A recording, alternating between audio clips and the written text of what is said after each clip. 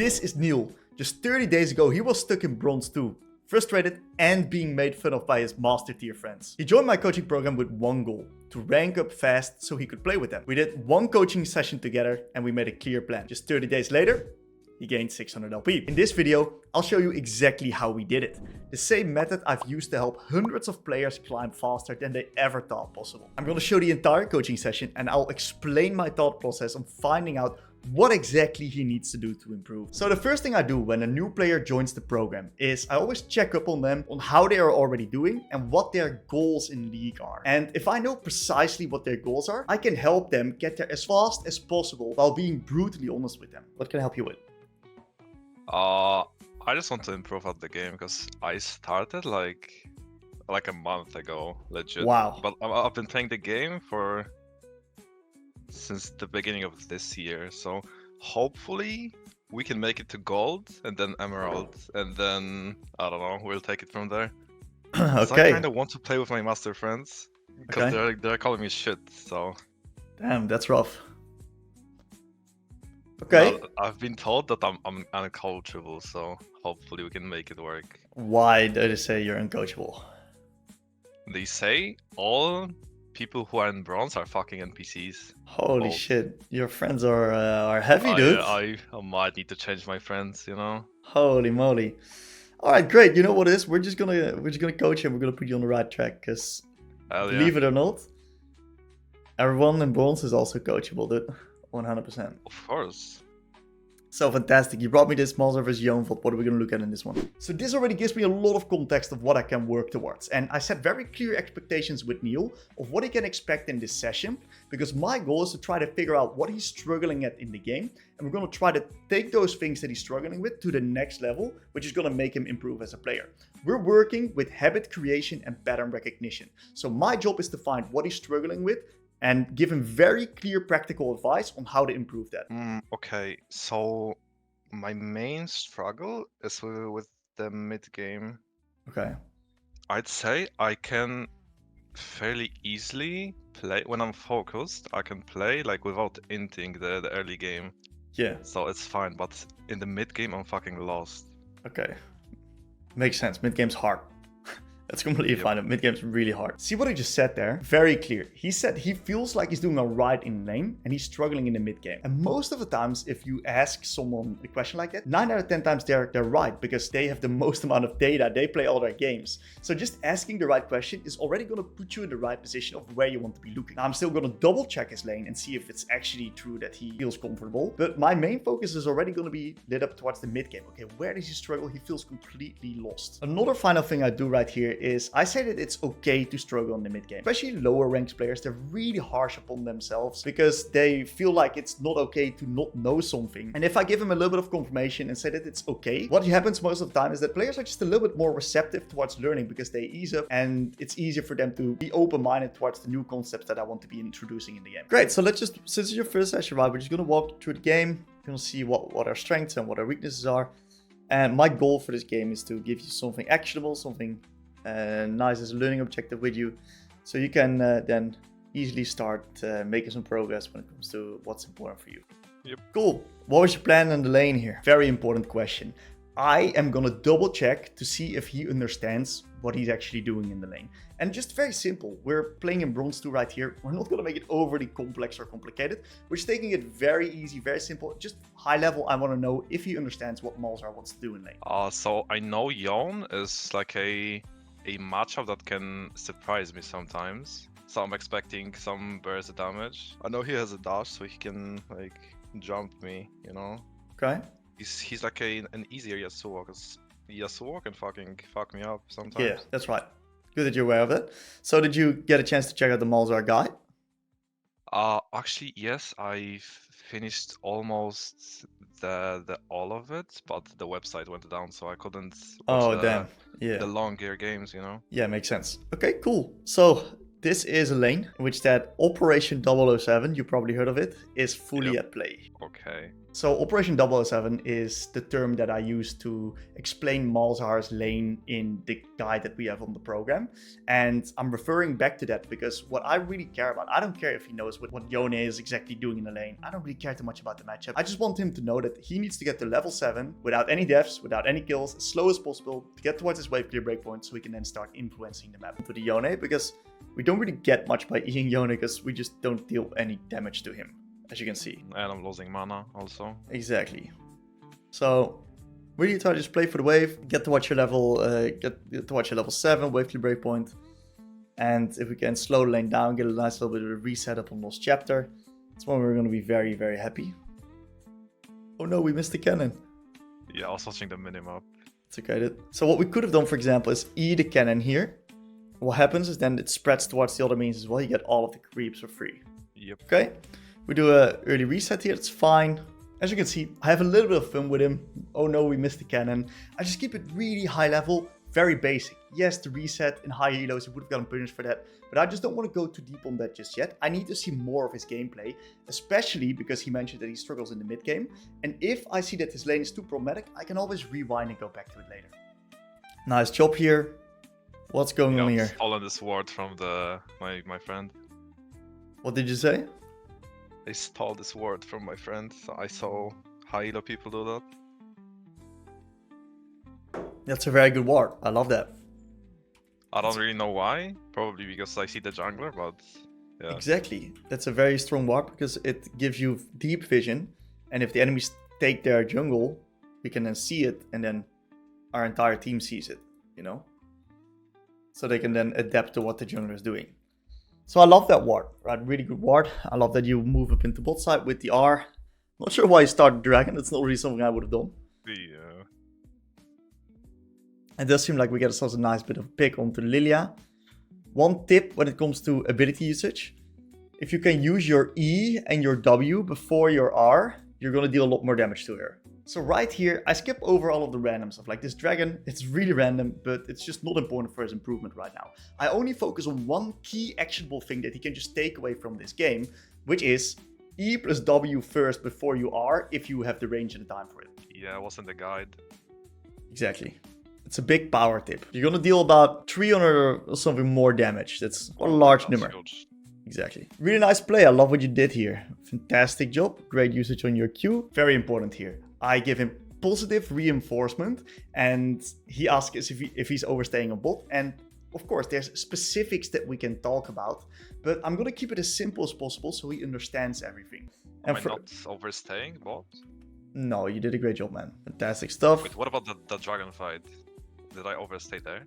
Not at all. You did a great job. So the main way I'm going to look at this as well, right, is of course there's minor, like a lot of small little things that you can fine tune and improve. But the reality for you, that's not important. We're not going to do challenger level laning concepts here today. So we get back to lane. And so overall, from what I'm seeing so far, I'm pretty happy with what I'm seeing here. Like your movement is pretty decent.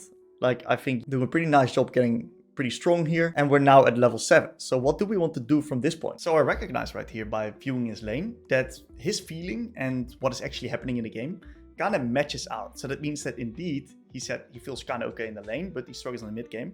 That's going to make me focus even more upon the mid game. And I give him some positive things, say some stuff that he does well, because I want him to repeat that later in the line. And I see that his movement is actually pretty decent for a bronze player. So that's already one of his big key strengths that he can navigate and really climb high with. We want to shove and move towards our jungler, I think. Very good. Someone's watched the guide, huh? Oh, of course. So I love this. This is perfect. Really nice job. And we help our jungle here with the grubbies. Let's see what happens here.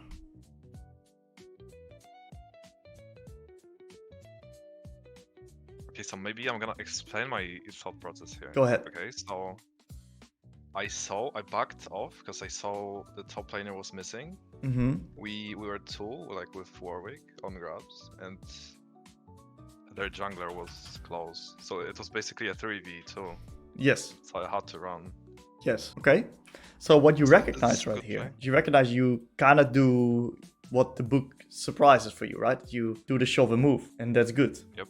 So I'm really proud of you that you do that. But it's League. League is a game where you gotta be flexible. And you recognize that you can't do this because of the fact that your top lane's not there. And the enemy top lane is there. So what I really like that you do here is that you don't overcommit and you back off because your top laner wasn't really ready to play just yet. And I think that's totally acceptable, totally understandable. And I really like how flexible you are and how you played it.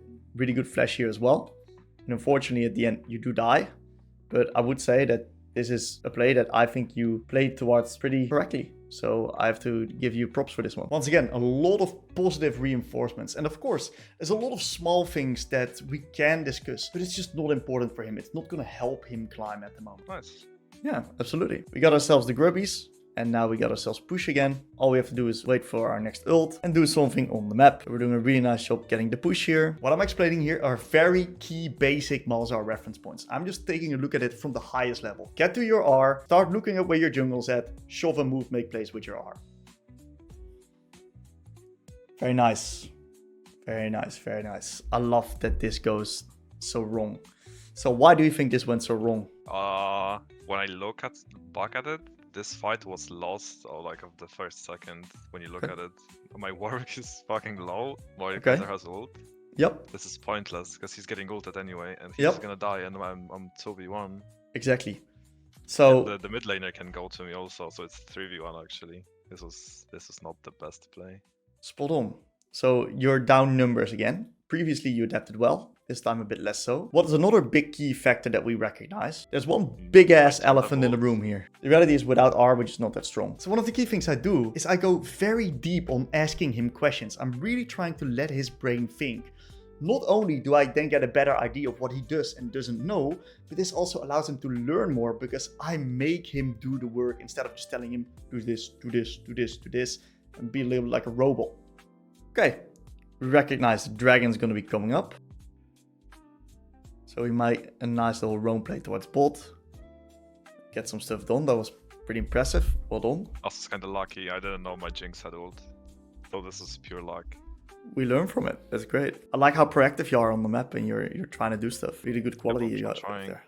Yeah, very nice. So I have this mindset that when something doesn't work, I can just review it. Why it didn't work. Exactly, that's a very good thought process. So, we take a nice little reset, we TP back, see that the boys pick up some kills on bot lane. Your ability accuracy is pretty good. I like what I'm seeing with the Qs. Let's see if we can do a bit of tabbing here. I would love to see a tab and see what we can get from it.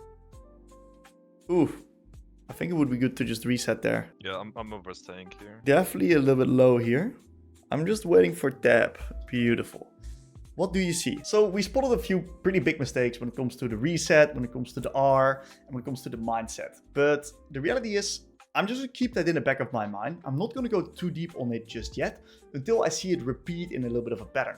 First, I want to ask him the question, what he sees on this tab, to make me understand if he really truly knows how to win the game from this point, as Malzahar. Their bot lane is kind of getting shit on. Swain is 0 and 6. My Warwick is fed, my top lane's losing, and Yone has hit his power spike. That's how I would interpret it. I like what you see. You get a good eye for the game. Now, how do we turn this into a win? That's maybe a tricky question, but just hit me what you got. Okay, I see Dragon coming up, so maybe we can play for that. But from this spot, how would I play the game? No. Yeah. Okay, I think I would have to defend top lane. Because more the guys are pushing. And then I would have mid and move to my bot lane. What is the thing that's going to kill the enemy nexus at the end? Very high level stuff. I would say Nash, maybe? I would say Dragon Potential Soul. Once you get that Dragon Soul, you're going to be so empowered that you're just going to win almost every fight. Oh, I have a question about Soul. Yeah. What does it depend on? Like, which Soul is it? That's a good question. It's random. Oh, okay. So I was thinking like maybe it's the third one after we get Soul, but I don't know. This one, the third dragon is always the one that you get soul. Oh, okay.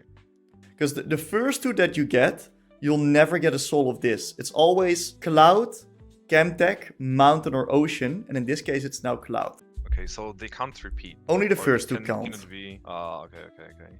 This one will now continuously repeat. So if the enemies get all dragons, they get 4 Cloud Dragons now. Oh, okay. So the third Drake is always the one that... Very simply what I would do here is just ping the dragon and move over to mid. Pantheon will just take care of top because I don't want to be versing off against this guy. This guy is way too strong. I want to move as far away as this guy as humanly possible. So I would just move mid and ping dragon. See right here? I could make it as complicated as possible, but I really try to zoom out and really try to make him think, okay, how do we actually win the game as Malzahar?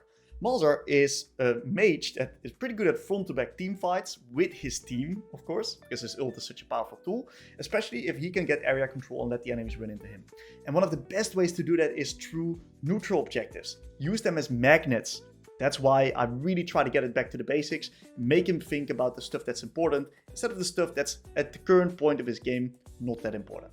All we have to do is just get the dragon. Beautiful. If we now get the next dragon, the soul, we're almost gonna be unbeatable, actually. That's all I would do. Kind of useless.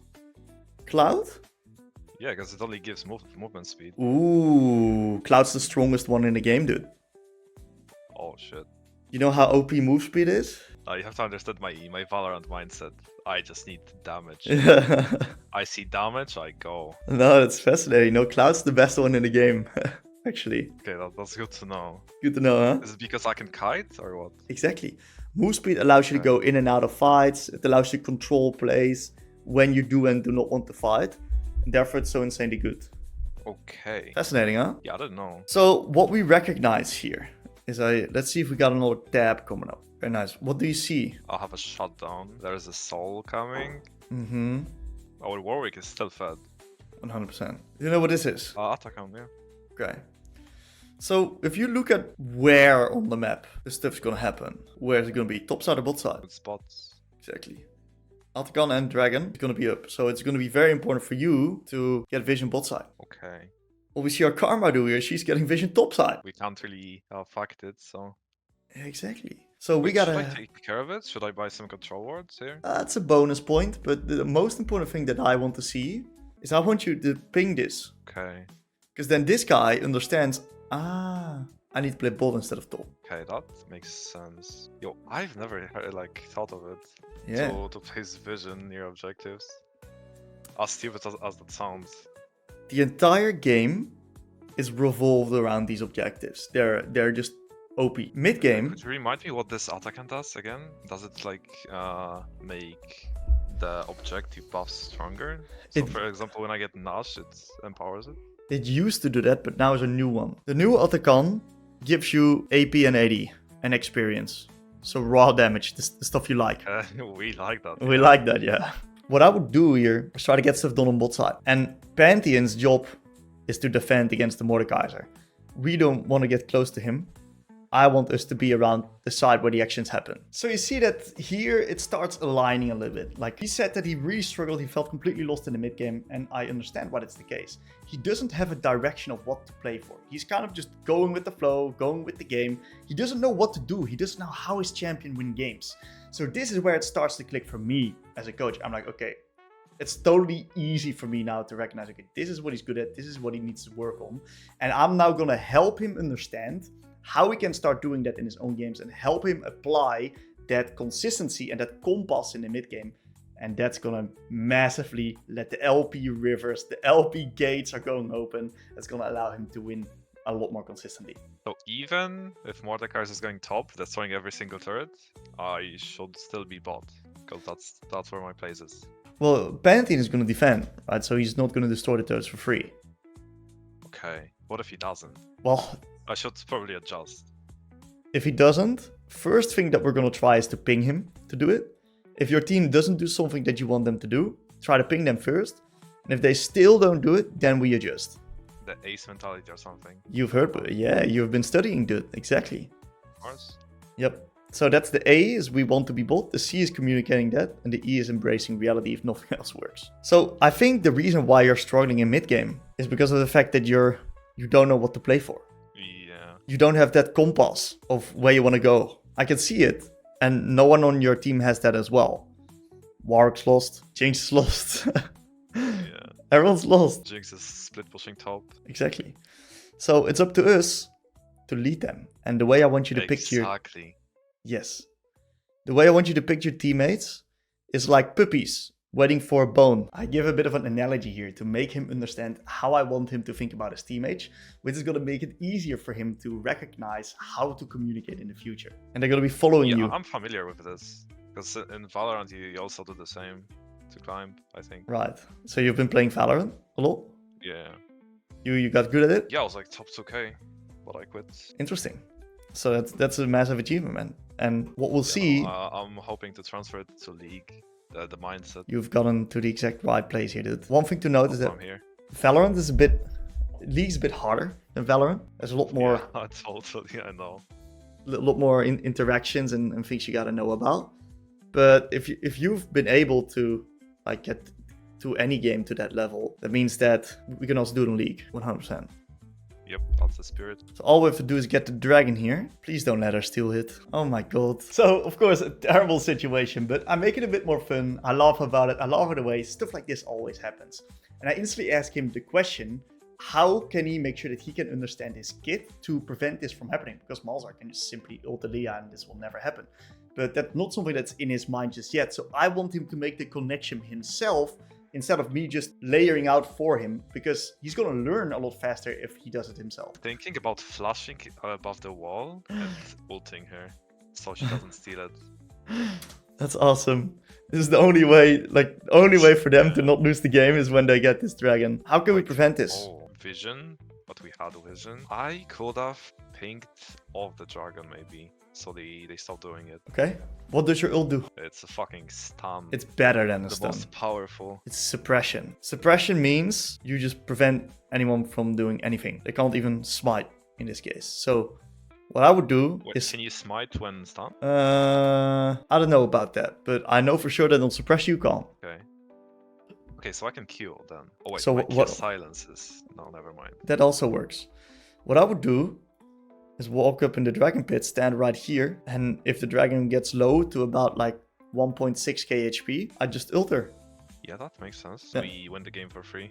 Exactly. That wins you the game for free. Okay, now I understand why this game is so hard. I can do everything perfectly, but I mess one thing up in mid game and then I fucking lose. That's it, dude. I like it. So this is just awesome. Not only did he get a lot better understanding of how the game actually works, and how important mid game is, he also realized it himself and he got excited about it, which is going to mean that he's a lot more receptive to trying to improve it, because he's just so excited about what he just learned and how he can use this to his advantage. Very similar position right here. We're in no hurry, in no rush. Start with the E plus W and he dies. Okay, so still the basics. Yeah, so what I do right here is all of these specifics of that fight, way too complicated for Neil at the moment. All he needs to focus on is getting that direction in the mid game, understanding where the next neutral is, getting his team on the same page and playing for it. And that in itself is gonna just skyrocket his gameplay and his LP. And the fighting and all that other stuff, not interesting right now. He needs to just focus on that thing. And if I'm gonna give him a lot of other concepts and fundamentals, he's just gonna go completely overwhelmed and he's not gonna remember the one thing that's actually important for him. So we recognize that Dragon's gone now. So with Dragon gone, look, we finally start pinging objectives. I love that. It's the first time I see you ping objectives. This is insanely powerful. Let's see if you guys can get it. Beautiful, you just got yourself Baron for free. Unfortunately we died, but it was still really worth. It was incredible. I loved how decisive you were around the Baron. And it really powers your team up, this Baron. It's very strong. So now all we have to do is just play around the next dragon again. And we have another shot at winning the game. Okay, so you ping assistance on mid. Where'd you get that from?